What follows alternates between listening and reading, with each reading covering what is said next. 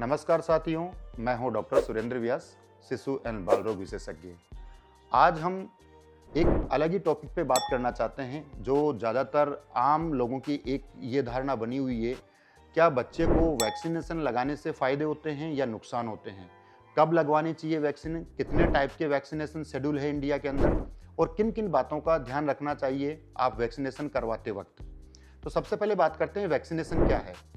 Vaccination आप इस तरह से समझें कि एक complex molecule, biological molecule introduce करते हैं बॉडी के अंदर हम, चाहे ओरल के थ्रू चाहे इंजेक्शन के थ्रू।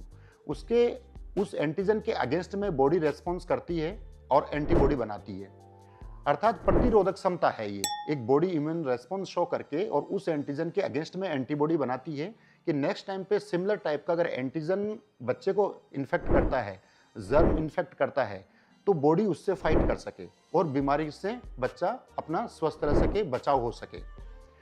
वैक्सीन इंडिया के अंदर 2 शेड्यूल के अंदर चलती है, नेशनल इम्यूनाइजेशन शेड्यूल और Indian academy of paediatrics schedule. India के अंदर जो कॉमन जो वैक्सीन होती है वो आपको फ्री ऑफ कॉस्ट डिस्पेंसरी में, सीएससी, पीएचसी पे और मेडिकल कॉलेज लेवल पे अवेलेबल है।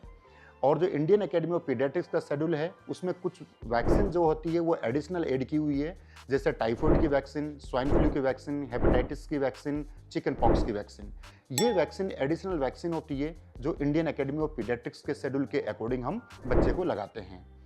अब बात आती है कि अगर डॉक्टर के पास जा रहे हैं तो किन किन बातों की सावधानी रखें वैक्सीनेशन करवाने से पहले। सबसे पहले तो बच्चे का आप हेल्थ रिकॉर्ड जिसके अंदर वैक्सीनेशन की डेट मेंशन हो, इम्यूनाइजेशन शेड्यूल मेंशन हो, वो जरूर लेके जाएं। उससे डॉक्टर को ये मालूम चल सकता है कि कहीं मैं रिपीट डोज तो नहीं लगा रहा और इसको कब कौन सी वैक्सीन मिली है पहले, तो उसके अकॉर्डिंग मैं उस शेड्यूल को रीसेट कर सकूं, मतलब कैचअप इम्यूनाइजेशन सेट कर सकूं। अब बात आती है कि वैक्सीनेशन आपने रिकॉर्ड चेक किया, उसके बाद में डॉक्टर को ये जरूर बताना है कि पहले वैक्सीनेशन करवाने से बच्चे को क्या क्या समस्या हुई थी। जैसे बच्चे को लगाने के बाद में कहीं बुखार तो नहीं आई, कहीं दौरे तो नहीं आ गए, या कहीं बच्चा बेहोश तो नहीं हो गया था लगाने के बाद में, या लाल लाल चिकते तो नहीं हो गए।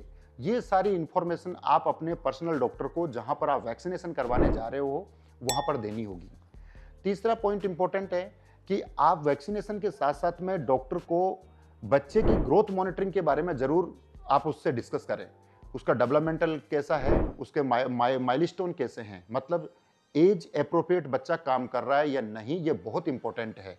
क्योंकि आज के टाइम में जब से डिजिटल का टाइम आया है, बच्चे हर काम लेट से कर रहे हैं, एग्रेसिव बिहेवियर शो कर रहे हैं, हेजिटेट हो रहे हैं बच्चे, इरिटेबिलिटी शो कर रहे हैं बच्चे। क्या है कि कंसंट्रेशन नहीं कर पा रहे, सोशल एक्टिविटी में कंसंट्रेशन नहीं कर पा रहे। ये सारी चीज़ें आप वैक्सीनेशन के टाइम पे डॉक्टर से ज़रूर डिस्कस करें।